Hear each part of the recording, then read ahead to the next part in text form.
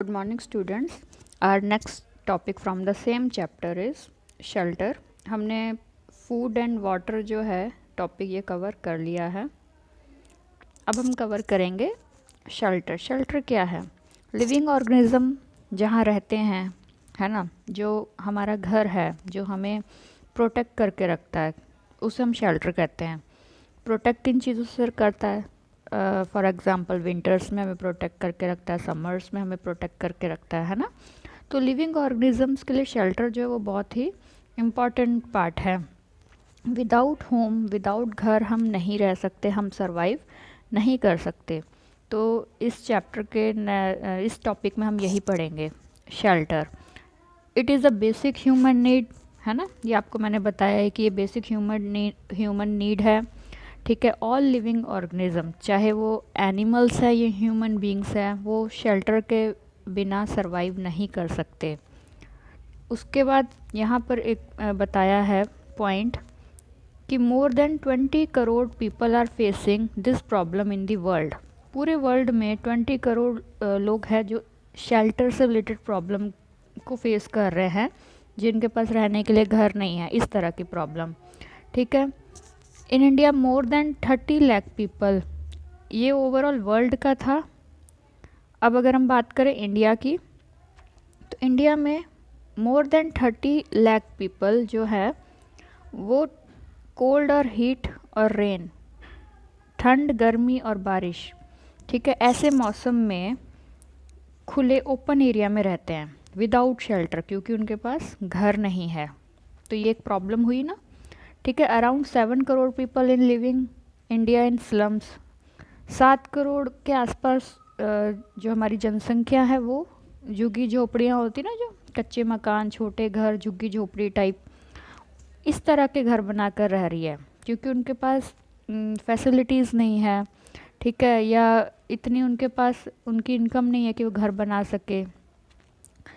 Same ऐसे ही around 50 crore population जो है हमारी, वो रह तो रही है, उनके पास घर है, लेकिन without toilet and washroom and kitchen, without separate toilet, washroom, kitchen, इसके बिना रह रही है.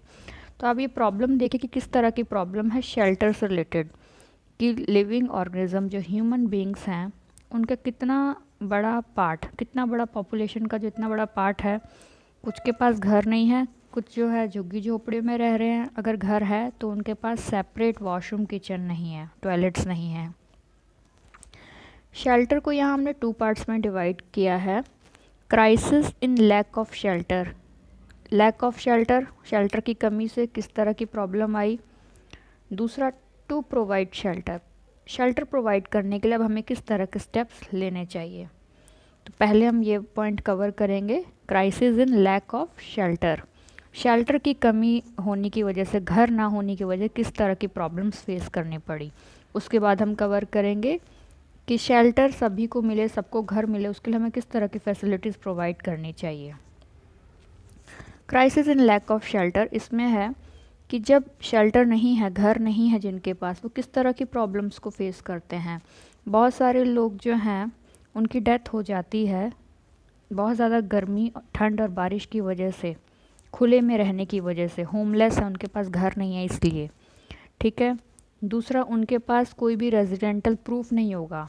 जैसे आप घर में रहते हैं, आपके पास एक घर का एड्रेस है, वो आपका हर जगह, हर डॉक्यूमेंट में लगता है एक प्रूफ देने के लिए कि मैं यहाँ की रेजिडेंटल एड्रेस मेरा ये है और ये मेरा प्रूफ है, ये आइडेंटिटी है ना. इस तरह के उनके पास प्रूफ्स नहीं है, तो प्रॉब्लम फेस करनी पड़ती है.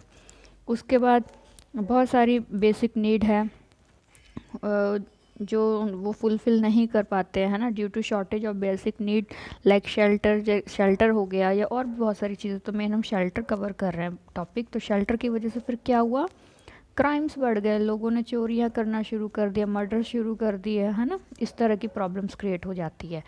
तो घर ना होने की वजह से, गरीबी होने की वजह से इस तरह की प्रॉब्लम्स क्रिएट होती है. ये है शेल्टर ना होने की वजह से प्रॉब्लम. उसके बाद है टू प्रोवाइड शेल्टर. हमें क्या क्या स्टेप्स लेने चाहिए कि सभी को शेल्टर मिले. सबसे पहले सस्टेनेबल डेवलपमेंट करना है. जितना हो सके हमने सस्टेनेबल डेवलपमेंट पाथ को फॉलो करना है। सस्टेनेबल डेवलपमेंट क्या होता है, मैंने आपको पहले ही बताया था, ऐसी डेवलपमेंट कि हम रिसोर्सेज का कम से कम यूज़ करें, नेचुरल रिसोर्सेज का कम से कम यूज़ करें, रिन्यूएबल रिसोर्सेज का ज़्यादा से ज़्यादा यूज़ करें, नॉन रिन्यूएबल का कम से कम यूज़ करें, अपने नेचुरल रिसोर्सेज को बचाएं, और साथ ही साथ इससे क्या होगा, कंट्री की इकोनॉमिक डेवलपमेंट भी होगी। इकोनॉमिक डेवलपमेंट में पार्टिसिपेट करें। जब कंट्री की इकोनॉमिक डेवलपमेंट होगी तो ऑटोमेटिकली जो है गवर्नमेंट जो है खुद भी स्ट्रांग होएगी इकोनॉमिक डेवलपमेंट की वजह से, और वो फैसिलिटी प्रोवाइड करने में भी क्षमता रहेगी गवर्नमेंट के पास भी।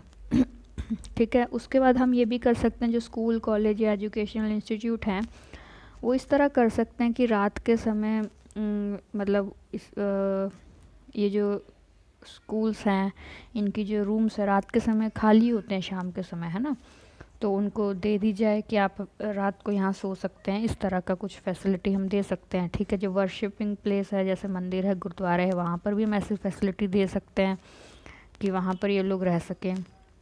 कुछ ऑर्गेनाइजेशंस हैं, ठीक है, वो इनके लिए कंस्ट्रक्शन करती हैं या बिल्डिंग्स बनाती है, तो उसको लिमिटेड कॉस्ट में, लो बजट में प्लान करें और इनको प्रोवाइड करें। ठीक है, गवर्नमेंट नॉन गवर्नमेंट जो ऑर्गेनाइजेशंस हैं, ठीक है, उनको इनकी तरफ अटेंशन देनी चाहिए और इनकी प्रॉब्लम्स को सॉल्व करनी चाहिए। इस तरह मतलब प्रॉब्लम सॉल्व कर सकते हैं और इनको फैसिलिटी प्रोवाइड कर सकते हैं। तो यहाँ पर आज हमने जो टॉपिक कवर किया वो हमने क्या किया, शेल्टर। ठीक है, तो शेल्टर में हमने क्या क्या कवर किया कि शेल्टर क्या है, शेल्टर क्या है, शेल्टर के बारे में पता है शेल्टर क्या है और किस तरह की प्रॉब्लम्स शेल्टर से रिलेटेड। उसके बाद हमने शेल्टर को 2 पार्ट्स में डिवाइड किया। ठीक है, crisis in lack of shelter, shelter की कमी के समय क्या प्रॉब्लम आई और शेल्टर प्रोवाइड करने के लिए हमें क्या क्या करना चाहिए। इसी के अंडर पॉइंट्स, ये सारे पॉइंट्स थे, crisis in lack of shelter, और ये सारे पॉइंट थे टू प्रोवाइड शेल्टर। ओके बेटा, थैंक यू। आज के लिए इतना ही। नेक्स्ट टॉपिक हम करेंगे हमारे नेक्स्ट लेक्चर में।